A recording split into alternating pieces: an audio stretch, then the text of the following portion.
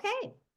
All righty. Hello, everyone, and welcome to Between Two Teachers for today, Monday, April the 15th. Hope you did your taxes. And this is was it 225th episode? Yep. Wow, that's really something. So we're here to bring you the news on education, far and wide and local. There's a lot of really good things happening nationally as well. So we want to get right to it, and we also will have lots of resources afterwards for everyone to use, especially can use in the classroom. And so my name is Consuelo Lara. And my name is Madeline Cronenberg. And welcome again to Between Two Teachers. I'm going to start today, like we always do, with our labor and body recognition, which is this.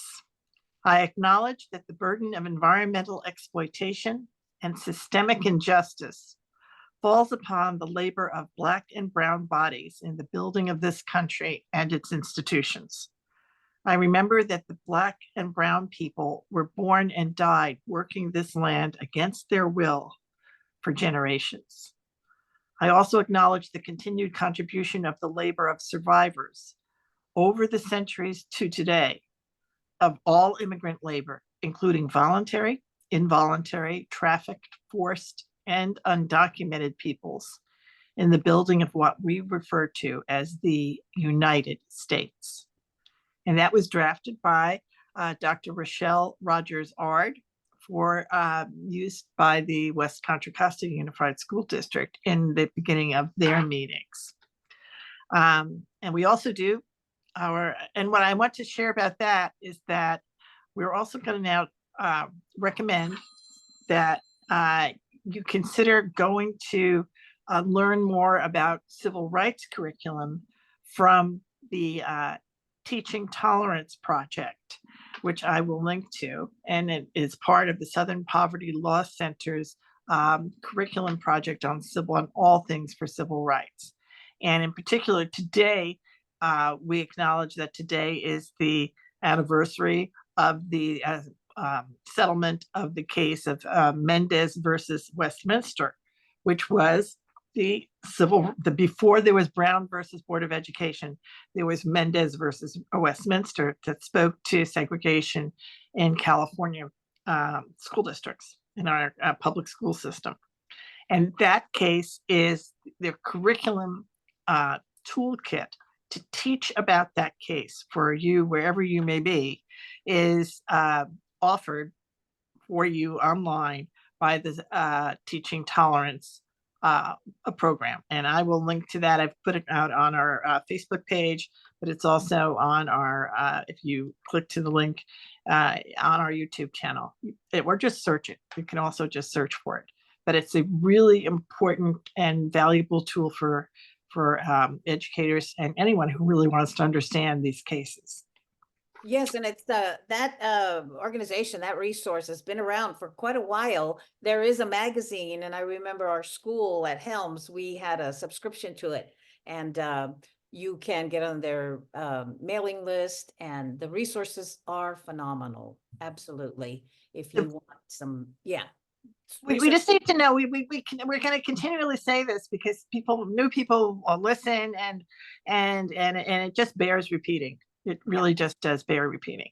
As we do the land acknowledgement, which is the other part of our beginning of our meetings here together, we pause to acknowledge that we have gathered on the ancestral territory of Huichin, part of the unceded land of the Chochenyo and Karkin speaking Muwekma Ohlone people.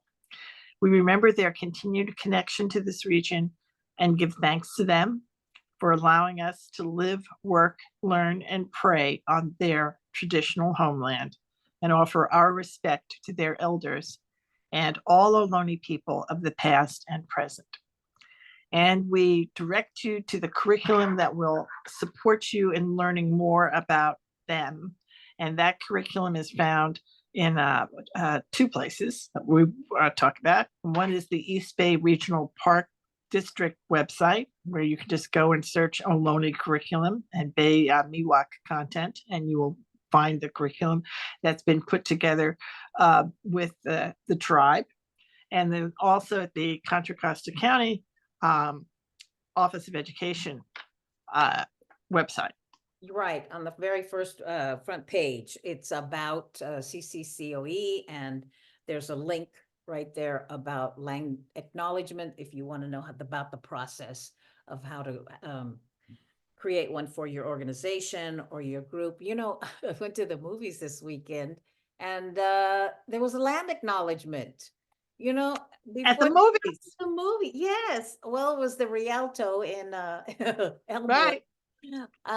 But I thought, this is amazing, you know, that this is growing and people are acknowledging. So no matter what organization you have, it's such a positive, important thing to have included in there. So yes, we encourage that. Absolutely. I mean, necessary. And I'm not sure, you know, 225 episodes ago, it took us time before we got to the land acknowledgement. So we've all grow, but we should be there, you know, it's the time is now to adopt it. Yes. Time is now to adopt it. Yes.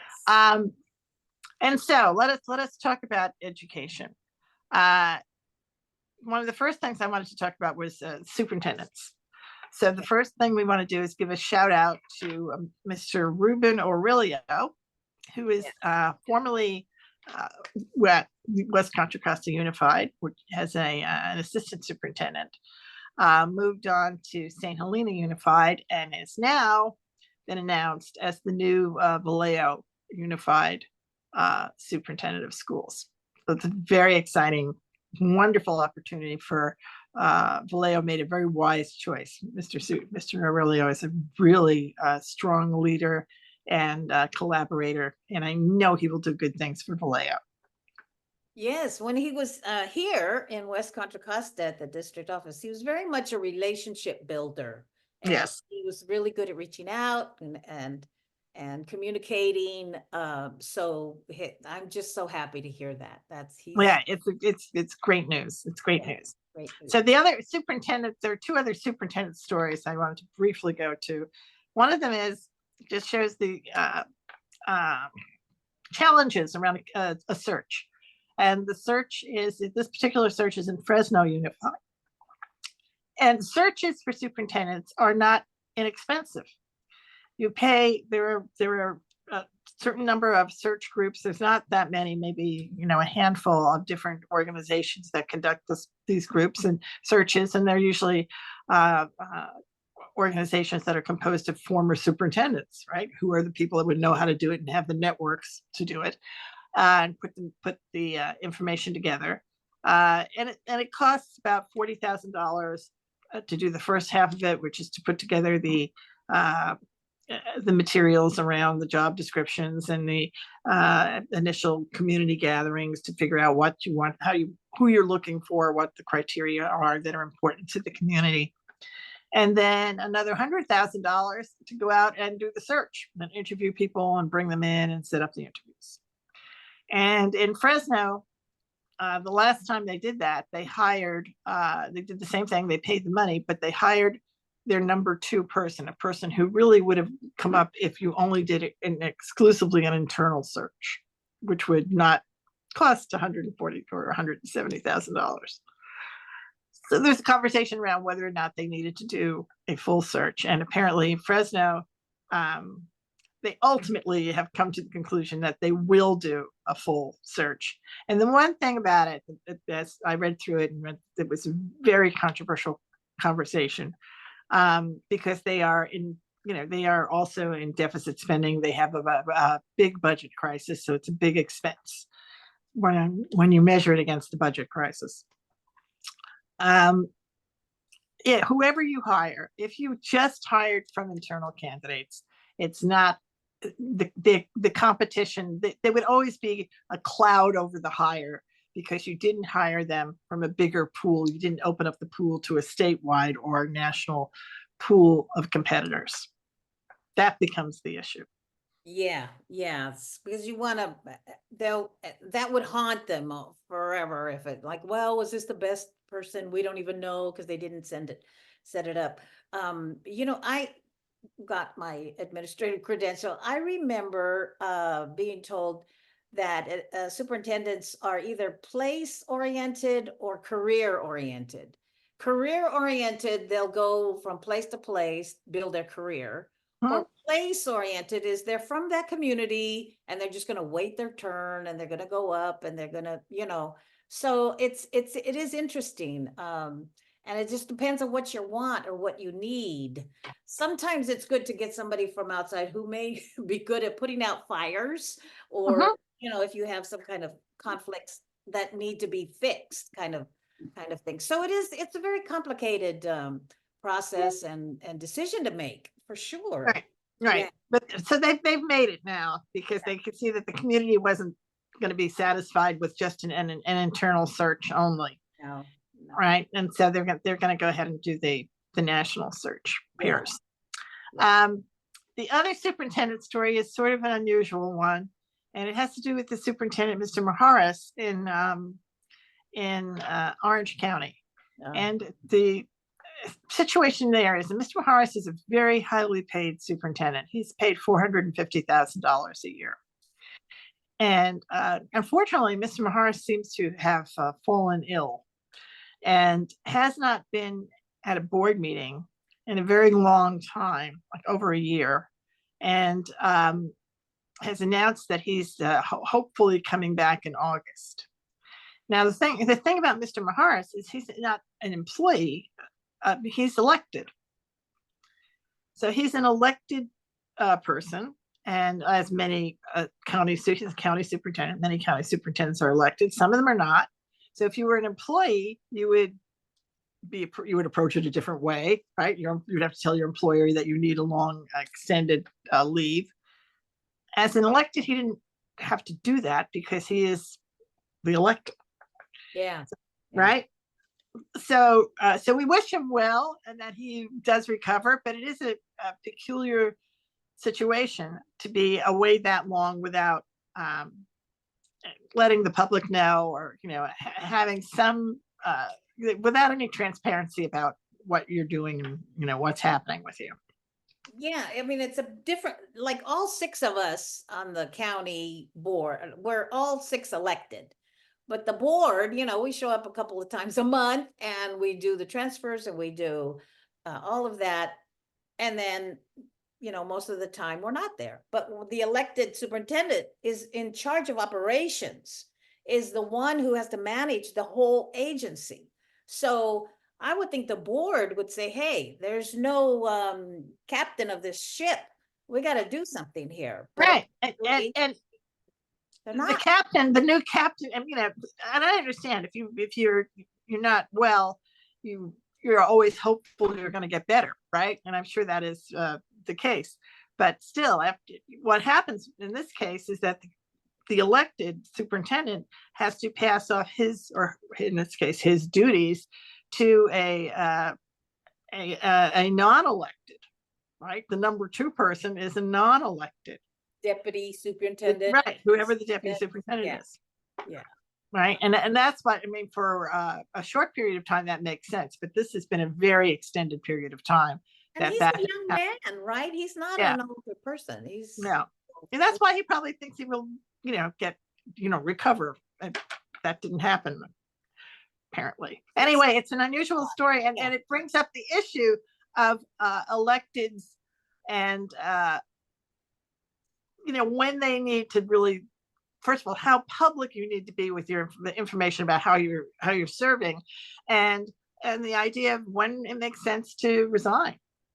The crazy thing is the elected superintendent, a county superintendent, has no boss. Yeah, that's why it didn't matter. Nobody evaluates them. Nobody tells them if they're doing a good job. No, there's nobody except the voters. So, I mean, that's wrong. It's a complicated situation, right? So we'll see. We'll follow the story of Mr. Maharis. We wish him well, and I hope that he's healthy and able to return in August. But I think if that's not the case, then really Mr. Maharis needs to think about resigning and allowing the citizens of Orange County to have somebody in office who can serve. And I think our policymakers need to look at this and look at this process and figure out if this is really the best way to do this. So, Right, right. Yeah. Or even if you put a cap on how long you can be, how long can you be out? I mean, Yeah. right? I mean, there should be some limit, but anyway, Okay, apparently that's this a will good- bring that up. So we'll follow what's happening in Orange County. But that's- the big thing we wanted to talk about this week is the national program and the effort around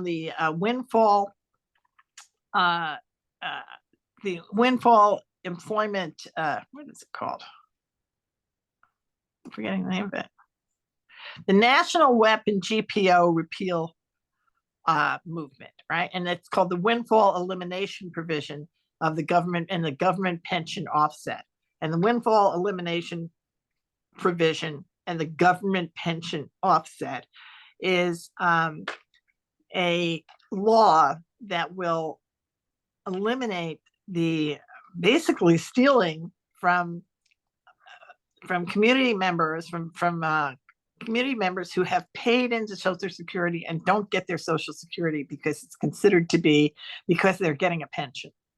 That's what we're talking about. These are people who've worked and earned an amount from Social Security, and it's considered to be a windfall because if they're getting a pension for other years that they worked for that they shouldn't get that. And this is impacting millions of people. And it was, I think, originally set up because they thought people were double dipping. And that has not been the case. It's so bizarre that people would even come up with this, and it's so wrong. Maybe because of our severe teacher shortage, that might have been why this, because if you worked in the private sector and you were able to retire pretty young, maybe you want to say, oh, I think I'll teach now. Well, you're going to say that's not a good idea financially to do that. It's not just teachers, it's nurses, it's firemen, it's all these people who wind up with a pension. The deal is if you get a job that has a pension, you lose your Social Security. Lose your Social Security. Or you lose a part of it. Yeah. Right? You take a hit. Even though you earned that money. Right. That is your money. Right, exactly. So this has been an issue for a long time. Millions of people are impacted by this. And it finally is going to have a hearing. Let me see if I can pull this up. Yes, yes. Going to have a hearing tomorrow. Yes, that's right, tomorrow. And this is such a strong issue for teachers. Have been having this in the spotlight for many, many years, getting people to speak up and to be vocal about this too as well. So tomorrow at noon, the at Ways and noon. Means Committee, in Washington, will hold a hearing on this. And then after the hearing will be an opportunity for people to respond and comment on the hearing. And so this is it. This is April. Here's the information on April 16th. And let's see if I've got. We can also.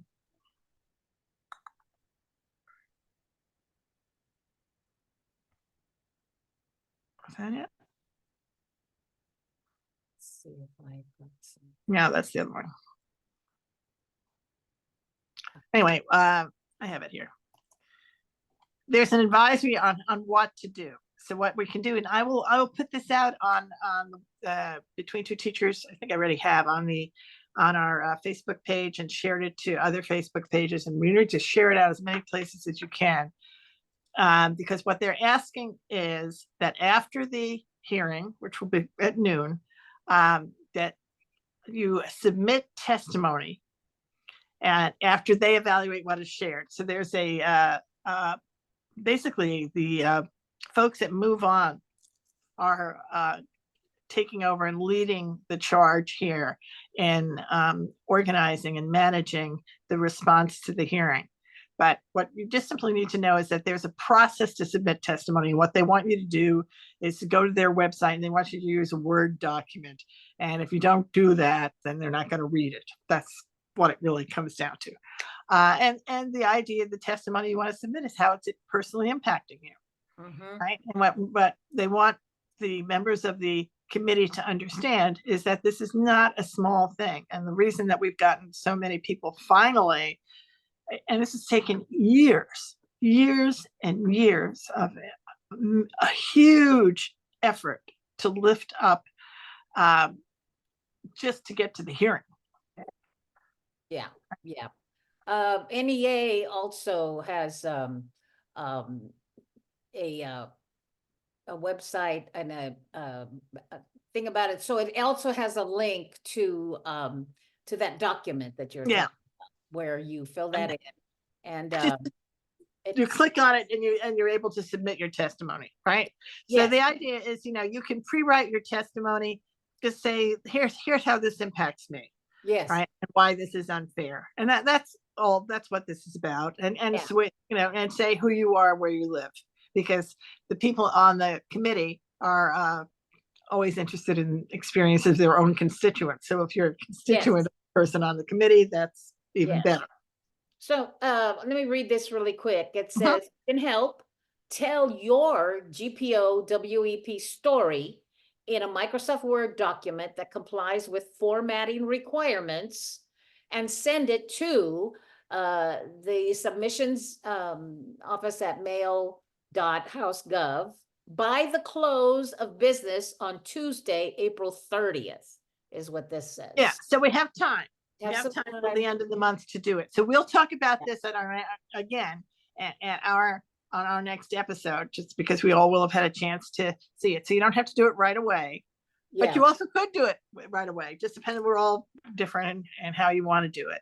But yeah, it's really an important thing. And even if it doesn't impact you personally, you can just express your sympathy and advocacy for the many, many people who are impacted, and how incredibly unfair this is. no, yeah. And it's so funny because it's like seems to affect more all of the essential, what we call essential workers, these are the people that need that. Right. it- And it- you're exactly right, because the essential workers are the ones, what the idea here is, it's what they call the pension offset, as if your pension is some sort of a gift, right? Your pension, you earned your pension and you earned your social security, and That's one shouldn't have to be offset by the other. offset. Oh, gosh, windfall. It's a windfall. It's a windfall. Brother. No, It's not. It's getting. how is one person's social security a windfall and another person's social security is not?